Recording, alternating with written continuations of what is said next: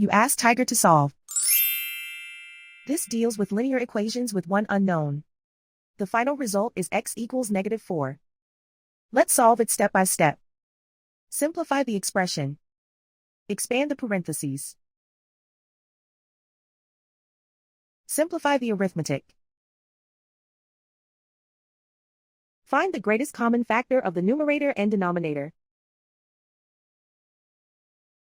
Factor out and cancel the greatest common factor. Group all constants on the right side of the equation. Subtract 7 from both sides. Simplify the arithmetic.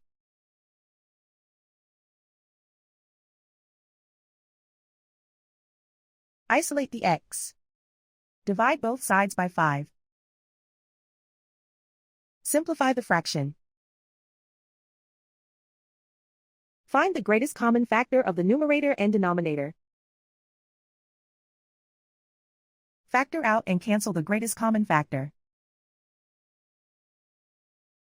And so the final result is x equals -4.